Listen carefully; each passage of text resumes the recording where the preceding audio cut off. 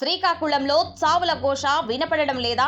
Diarrhoea మరణాలపై ఎందుకు ఈ దాగుడు మూతలు? వైద్య ఆరోగ్య వ్యవస్థ పూర్తి వైఫల్యం. ఇదేనా మీ మంచి ప్రభుత్వం? శ్రీకాకుళంలో డయేరియా కోరలు చాచి అమాయకుల ప్రాణాలు తీస్తుంటే కూటమి ప్రభుత్వం మొద్దు నిద్రపోతుందని ధ్వజమెత్తింది బీసీవై పార్టీ. ప్రజారోగ్యాన్ని గాలికి వదిలేసి కేవలం రాజధాని గ్రాఫిక్స్ సంబరాల్లో మునిగి తేలుతున్నారా అని ప్రశ్నించింది. క్షేత్ర స్థాయిలో నలుగురు చనిపోయినట్లు ఆధారాలు ఉన్నా ప్రభుత్వం కేవలం ఒక్కరి మరణమేనని లెక్కలు మార్చడం, బాధితులను అవమానించడమే. ప్రభుత్వం అధికారికంగా ఒక్కరు మాత్రమే మరణించారని, ఇద్దరు మరణాలు డయేరియాతో నేరుగా సంబంధం లేనివని కోమార్బిడిటీస్ ప్రాథమికంగా చెప్పింది. కానీ ఇలా చెప్పించడంలో ఆంతర్యం ఏంటి? మరణాల సంఖ్యను దాచిపెట్టి ఏం సాధించాలనుకుంటున్నారు? గతంలో విజయనగరం, విజయవాడలో డయేరియా మరణాలు సంభవించాయి. ఇప్పుడు శ్రీకాకుళంలో జరుగుతున్నాయి. ఇంత బాధ్యత లేని ప్రభుత్వాన్ని ఎక్కడా చూడలేదంటుంది బీసీవై పార్టీ. శ్రీకాకుళం రిమ్స్ ఆసుపత్రిలో కనీసం ఒక్క టాబ్లెట్ కూడా లేని దుస్థితి నెలకొంది. వెనుకబడిన వర్గాల ప్రజలు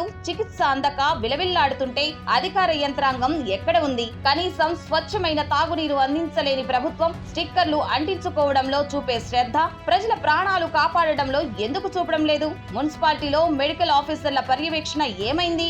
డబ్బులన్నీ అమరావతికే తగలేస్తూ శ్రీకాకుళం లాంటి వెనుకబడిన జిల్లాలను విమర్శిస్తే ప్రజలే తగిన బుద్ధి చెబుతారు. ఇప్పటికైనా ఆసుపత్రుల్లో మందుల కొరత తీర్చి మృతుల కుటుంబాలకు భారీ పరిహారం అందించాలి. పాలన అంటే స్టిక్కర్లు వేసుకోవడం కాదు, ప్రజల గుండెల్లో ఉండటం. ప్రస్తుతం శ్రీకాకుళంలో 70 మందికి పైగా చికిత్స పొందుతుండగా ప్రభుత్వం పై చర్యలతో సరిపెడుతుంది. తక్షణమే హై లెవెల్ కమిటీ వేసి బాధ్యులపై కఠిన చర్యలు తీసుకోవాలని బీసీవై పార్టీ డిమాండ్ చేస్తుంది.